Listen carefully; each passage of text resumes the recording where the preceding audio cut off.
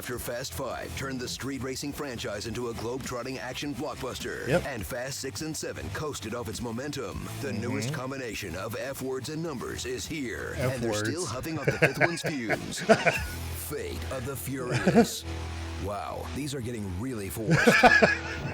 Buckle up for all the things you've come to expect from the Fast Chais. Cars. Fast Chais. Not cars. She just carjacked a submarine. Family.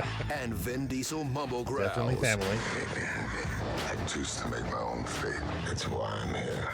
In a sequel that really overestimates how much you remember from the last three. Ah, yes. Brother Owen, who could forget him, huh?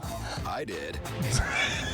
I did. Who's that now? He's also linked to somebody I'd quite like to forget. Wait, Jummin' Hansa was in these? I'm here for cars and butts in no particular order. Don't overthink this. Wait, he was barely in it though. Like he's in a few scenes in that one, and it's like, okay, all right, yeah, sure. Let's move on. Guys, when somebody steals us something, the government won't do anything about it because this guy said so. The U.S. government cannot sanction this operation in any way. Now, they're sending in a gang of petty thieves and street racers to get it back, who became elite special forces gradually, you never stop to think about it. You're carjackers. When did you turn into John Wick? Thank you. Join Tyrese, Ludacris, Kurt Russell, and other characters who you refer to by their actors' names as they fade into the background of a buddy action comedy starring Jason Statham and The Rock. Two metahumans on opposite sides of the law, responsible for every cool scene in the movie.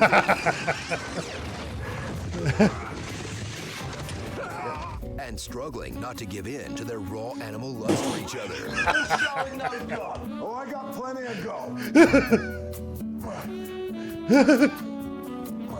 I am so in for this spinoff. When you're done having fun, spend lots of time sitting on an airplane with the only guy who still takes these films seriously, Vin Diesel, as the movie whips from live-action cartoon where this happens to serious drama where this happens. I'm gonna kill your son. He's literally turned his back on his family and walked into a different, much more boring movie with Charlize Theron. She's more Cipher, boring. a hacker who should really fire her assistant. My assistant actually came up with the hair.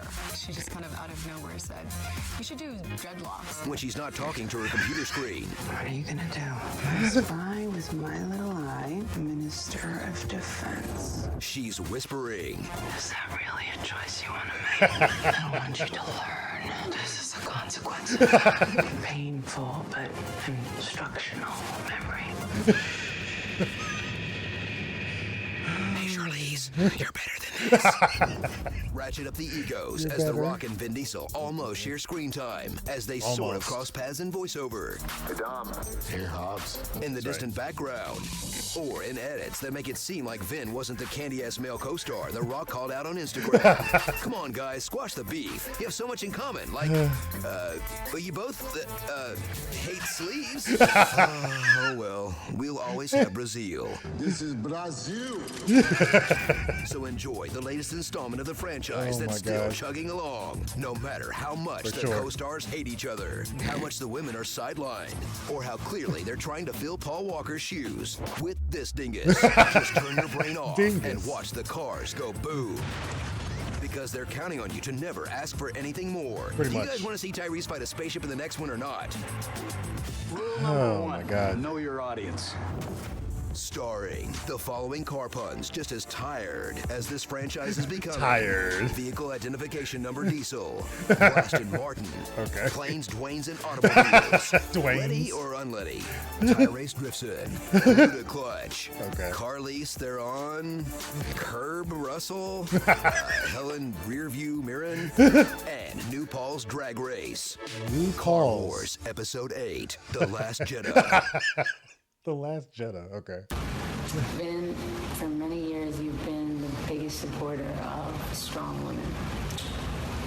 And I've always appreciated that about you throughout the years. Michelle, are you okay? Are you being held against your will? Blow a kiss if you want us to call the police. This is weird. Okay, I'm calling the cops. That was weird. This was weird. I mean, I don't follow any of them on Instagram or anything like that. I'm just now kind of getting on there back to getting on there, but this was weird. It is odd to see how some of the female characters got sidelined. Kind of in this one, sort of in the last one, but not 7 for sure. Not 7. They got their shine in 7, but they make up for it in 9 and for sure 10. So there's that. I do think the Dom betraying his family side of it happened a little bit too late in this franchise. It should have happened a little bit sooner, but they didn't really set it up for that to be earlier. So I get it, but it would have been nice if it was a little bit earlier in the series, not so late. But I don't know, that's just me. It doesn't last very long, but it was cool to see because it was a different take on what's happening with this whole group. So that part I liked. The fact that they continue with this villain in different ways for kind of the rest of the series a little bit is odd. But we'll see that. We'll see that coming up soon. But yeah, let's get to the pitch meeting on this one. So you have a new Fast and Furious script for me? Yes, sir, Ooh. I do. What's this one gonna be? Whoa, look at that. Look at that face. That's a young Ryan face right there. Called? Well, there's really only one title we can go with. Really? Sheesh. Yeah, I mean, after the Fast and the Furious, Too Fast, Too Furious, the Fast and the Furious Tokyo Drift, Fast and Furious, Fast 5, Fast and Furious 6, and Furious 7, there's only one thing that could come after that. I mean, yeah, of course. The Fate of the Furious. The Fate of the Furious, that's what I was going to say. It's just logicalistic. Right. So anyway, we're going to start this one off with Dom getting into a street race in Cuba. Oh, getting back to our street racing roots. Everything's been so crazy recently, it feels like we lost sight of Dom's car is going to be on fire and he's going to drive it backwards and he's going to jump out at the last second and it's going to go flying 50 feet up in the air and land in the ocean. Oh, wow. Okay, never mind what I was going to say. Yeah, it's going to be nuts. Forget it. Cars and butts and music. It's going to be like a Pitbull video exploded. Sounds exciting. Oh, yes, sir, it will be. So what else happens in the movie? Well, one day Dom goes out because he needs to buy some bread and a flour. And he's going to come across a lady named Cipher whose car isn't working. Okay. And then she's going to reveal that she actually put a lot of work into him walking in that specific location. What do you mean? Well, she arranged to have his normal coffee shop closed, so he had to cross 2 blocks and walk past her. Is she going to kidnap him or something? No, she's going to show him something on a tablet and leave. Why doesn't she do that then instead of doing the whole coffee shop redirect crap? Because it's dramatic. Is it? Yep. Okay. Anyway, the thing she shows him on the tablet is really bad, and she says he's going to have to go against the one thing that matters most to him in the world. What's that? His family. Oh, does Dom care about family a lot? Yeah, that's like all he talks about. Sorry, I didn't realize. Like every second sentence out of his mouth is about how much family means to him. I'll be honest, I haven't understood much of anything Vin Diesel said since 2010. He does grumble and mumble quite a bit. Oh yeah. So anyway, later Dom and the crew are going to be out on a mission, right? They go on missions? Yeah, they're all secret agents now or something. Gotcha. And they're going to kill a bunch of cops with a wrecking ball. Oh, that's so dark. No, it's going to be really funny. The wrecking ball has a smiley face on it. Okay, that is funny. The deaths are funny now. And so they're going to steal an EMP, but then Dom is going to double cross everyone and take off with it. Uh-oh. And Hobbs is going to get arrested and for some reason go to the same jail as Deckard Shaw, and they're going to have to break out somehow. Oh, is that going to be hard to do? No, super easy. Barely an inconvenience, actually. Oh, yeah? Yeah, because now Hobbs and Shaw are,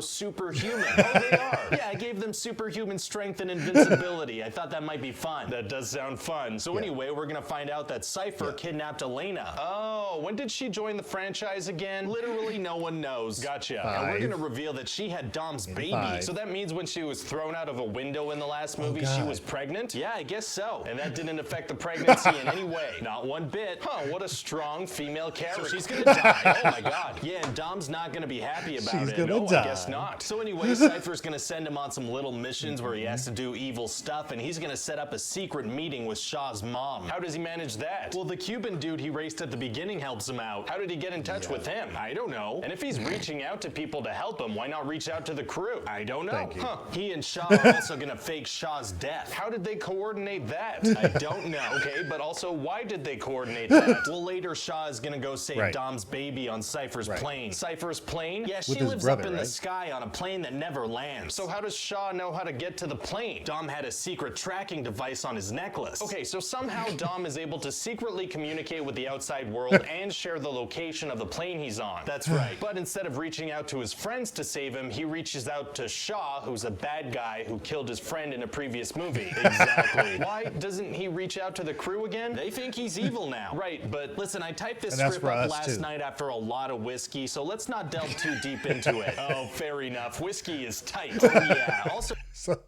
So obviously he was doing that for us, the audience, so that we could also think he was for real a bad guy, even though he's not. This is just so many gaps here that he's opening up, which I didn't think about at first, but yeah, he could have definitely reached out to them easily. So Deckard Shaw is going to break his brother out of a black site prison to help him save Dom's baby. How does he do that? I don't know. Risky, gotcha. So yeah, then Cipher is going to send Dom to EMP a submarine on a Russian base. Where's the EMP? In Dom's car. If the EMP could take down a submarine's defenses, won't it affect his car? It will not. Interesting. And then Cipher and Ramsey are going to have a scene where they use But wait, wasn't it like he was using like his old school car, right? Like there's not really electricity.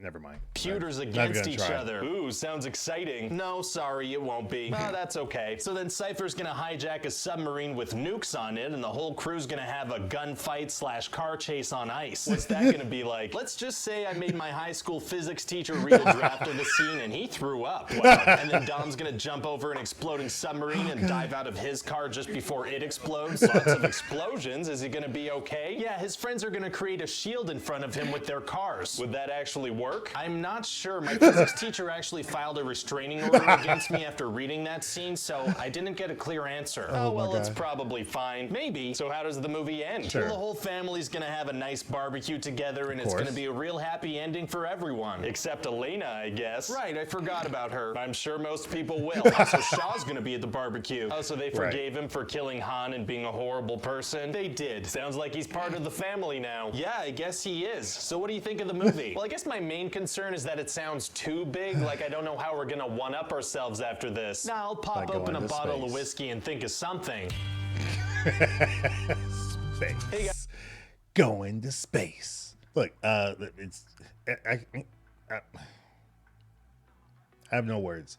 I'm gonna say the honest trailer actually probably gets this one for me. It was a very early pitch meeting. That's normally the time that honest trailers wins, normally. But still good videos both. But I think the honest trailer gets this one. It's just great to see all the different plot holes that Ryan George pulls out of here, because there's a lot, and they were really stretching it to try to make this, you know, be what it was with the story, when he really could have just told them easily, this is what I'm doing, guys, this is what's happening. I know there was a little bit more that went into how he got with, you know, Shaw's mom and figured all that out, and yeah, so I get it. He had to kind of like, you know, do some spy stuff and work in the shadows, but if he was able to do all this, he could have figured something out to talk to his family. That's just the way I see it. But still good. This one isn't one of my favorites of the series. Like, it's better than 4. 4 is the worst for me. 4 is like one of the worst of the series to me. 3 is like an offshoot because it's more of a spin-off. It wasn't really connected, and they started to connect it later on in the franchise because they were originally trying to do like just spin-off movies, but then 3 didn't do that well, so they were like, all right, let's do an actual like franchise where it's all connected and kind of go from there. So that's what they're doing. So we'll get to 9 next. We've watched the pitch meeting, so that'll be more of a rewatch. I haven't watched the honest trailer for 9, so that'll be fun. But let me know your thoughts on Fate of the Furious. Fate of the Furious. And the honest trailer and the pitch meeting. Which one was your favorite between the two as well? As always, thanks for watching. Appreciate you guys. Like the video if you enjoyed this reaction. Subscribe if you want to see more. Subscribe and like these videos on their individual channels as far as pitch meeting and Screen Junkies. And as always, I'll see you guys on the next video. Take care.